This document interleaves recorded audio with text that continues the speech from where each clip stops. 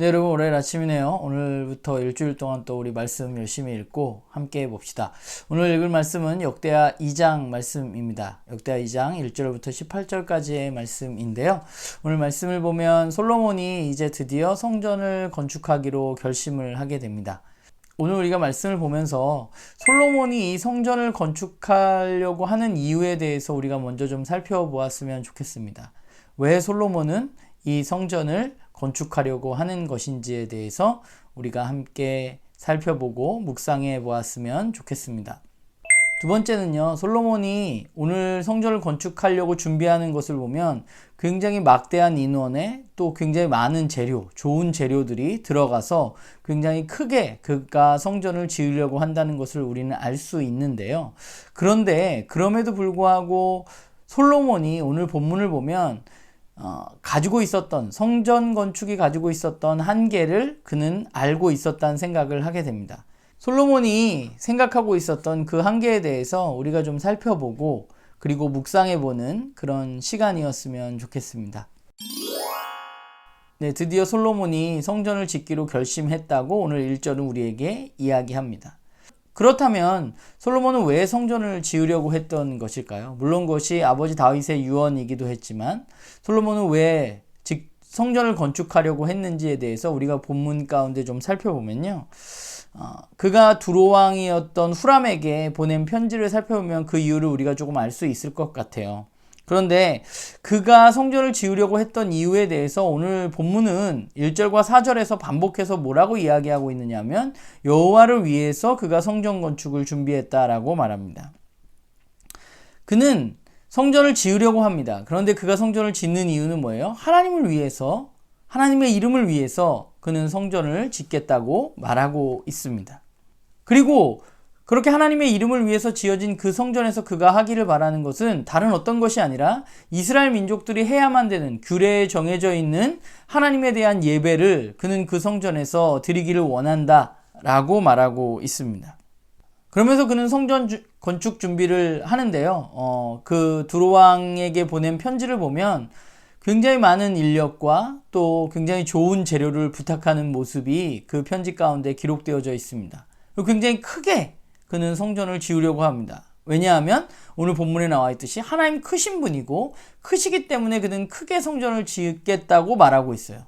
그런데 오늘 본문 6절에 보면 그가 그럼에도 불구하고 성전 건축에 대해서 가지고 있었던 한계를 분명히 드러내주고 있다고 생각합니다. 오늘 6절을 살펴보면요.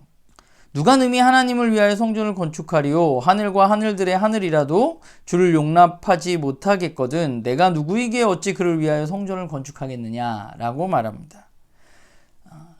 그는 알고 있었던 거죠. 그가 크게 짓고 이러려고 계획하긴 했지만 그러나 인간의 건축물 안에 하나님이 다 담길 수 없다는 분임을 그는 알고 있었습니다. 물론 당시 사람들과 마찬가지로 그는 성전의 크기가 곧 신의 크기라고 생각했습니다. 이건 그러나 당시 사람들의 생각이었던 것이죠. 그래서 그는 크게 짓고자 하였습니다. 그러나 그는 그 이전에 분명히 그가 알았던 것은 하나님은 온 만물보다 크신 분이라는 사실을 그는 알고 있었고 하나님이 내가 아무리 크게 지어도 그 성전 안에 하나님을 다 담을 수 없다는 것도 그는 알고 있었습니다. 그게 솔로몬이 성전에 대해서 생각한 모습인 것 같아요.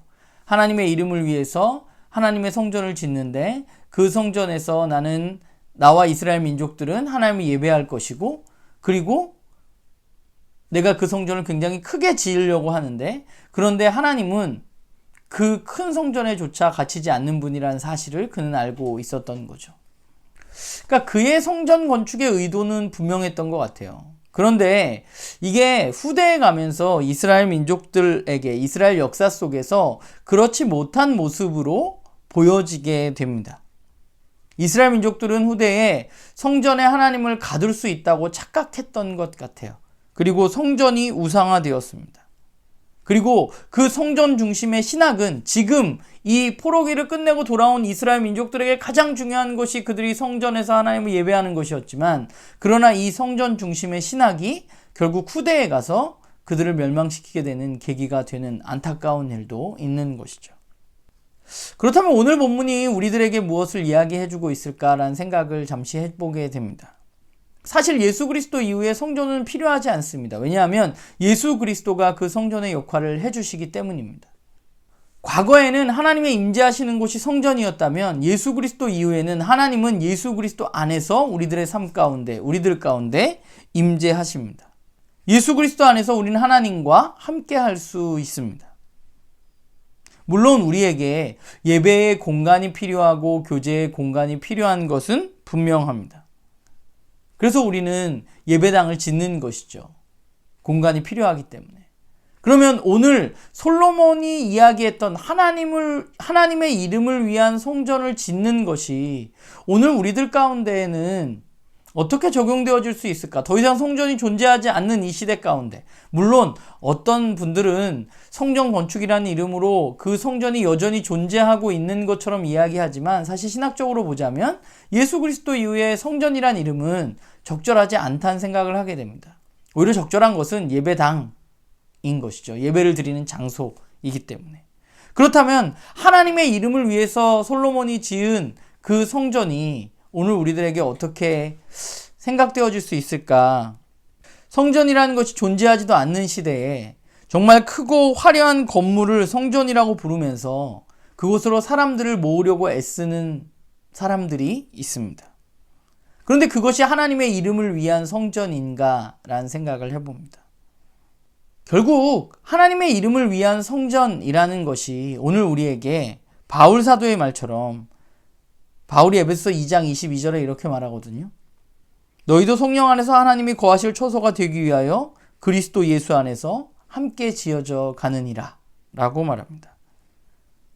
하나님의 이름을 위한 성전은 바로 우리인 것이죠. 우리가 그 성전으로 지어져 가는 것입니다. 예수 그리스도 안에서 함께 지어져 가는 것입니다. 그분의 이름을 위해서. 교회에 대한 이런저런 생각들과 고민들을 하게 됩니다. 늘 어려운 것 같아요. 쉽지 않고. 그런데 그럼에도 불구하고 다시금 오늘 말씀을 보면서 우리가 가야 할 길을 꿈꾸어 봅니다. 우리가 가야 할 길은 우리가 함께 그리스도 예수 안에서 하나님이 거하실 처소로 지어져 가는 것입니다.